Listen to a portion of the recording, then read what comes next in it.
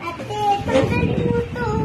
Siya mo na rin gumagawa. Ma, video mo na rin gumagawa. Lagyan natin sa reels. Ayan. Yawa ka. 1, 2, Ang tawag po nito sa Bicol ay balisungsong. 4, Tama, balisungsong, di ba? Ayan. Ganyan yung paggawa niya. Easy-easy lang, di ba?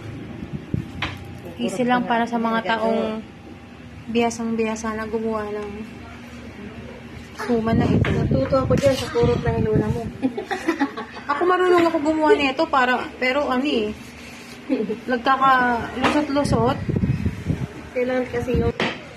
Yan siya. Diba?